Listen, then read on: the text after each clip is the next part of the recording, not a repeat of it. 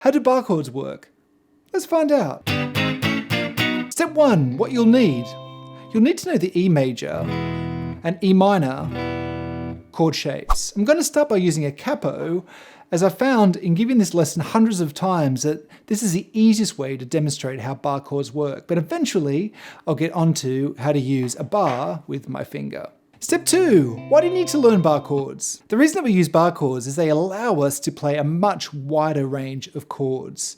So when you start guitar, you learn the caged chords. So you learn C major, A major, G major, E major, D major, and the minors, A minor, E minor, and D minor.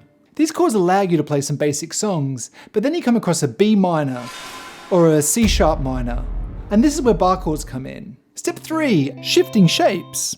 I'm going to build up today how you use bar chords, but first we need to understand how you can move shapes around the neck. So let's start with the problem. You know that this is an E major chord shape, but if I put the capo on the first fret and play this E major chord shape, what chord am I now playing? Now for many of you, you would say this is an E major, right? Yeah, but it's wrong. Oh.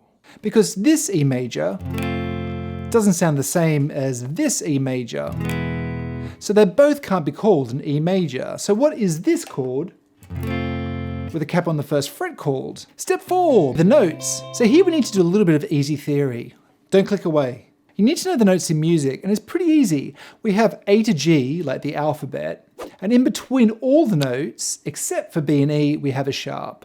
The way you can remember this is that all the notes B having a sharp except for B and E. And I'll link a video at the end on some basic music theory if you want a more deeper look at this, or if you want to understand how flats work as well.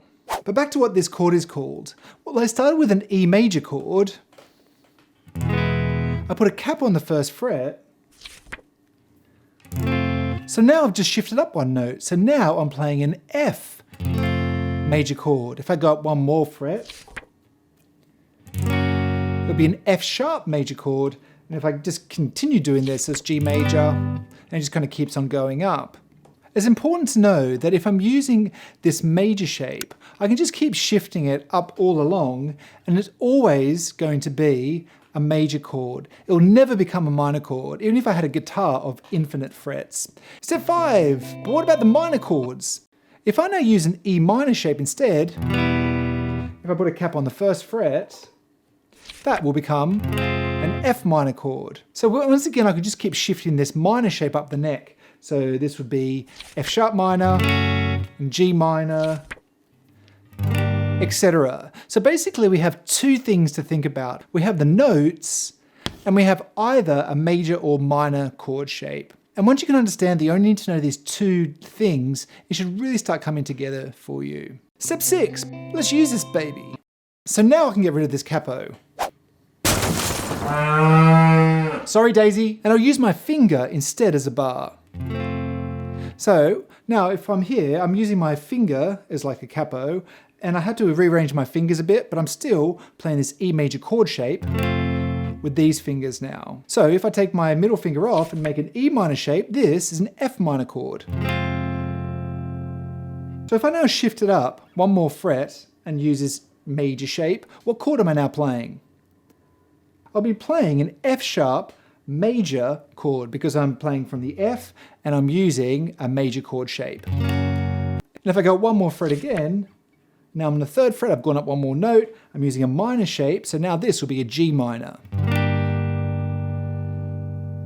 Often you'll hear the E major and E minor shapes be referred to as forms, so this could be either called an E major chord shape or an E major form. It just means the same thing. Step 7, but how do I make these changes quickly?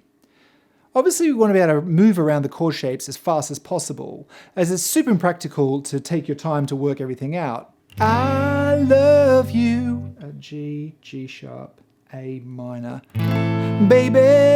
So to be able to make the changes quickly, you need to learn the notes of the E string to be able to transfer this E shape up and down. So for example, I know that there is an A on the 5th fret, so if I put my bar down here and then make this E minor shape, I'll be playing an A minor chord.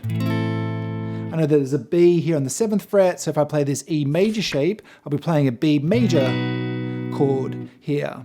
And I'll link to some guitar fretboard diagrams in the comments, but there's also one available on my Patreon page. What I've also found really helpful is to use little stickers like this, so you can just kind of stick them and write down the names of the notes on the E string. And it's a really great way to remember the names. Step 8, what about the other shapes? Before we look at the other shapes, if you find this video helpful, please help me out by giving it a like, and that would really help me out. I can do the same thing with the other shapes as well. I mentioned the cage chords before, and you can use all those chords to transfer up the neck. And the second most common shape to move up the neck is the A major shape and A minor shapes. So same principle. So if I start with an A major chord, if I put the capo or bar on the 1st fret, that's going to become an A sharp major chord. And if I go one more up, B major chord, or a very common chord, which is a B minor chord, but now with the A minor shape.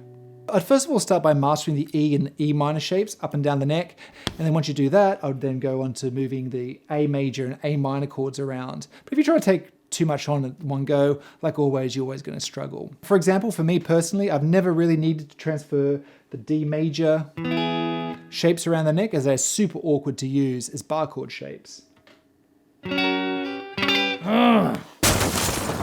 Sorry, Daisy. I'll check out this video next and see you in the next one.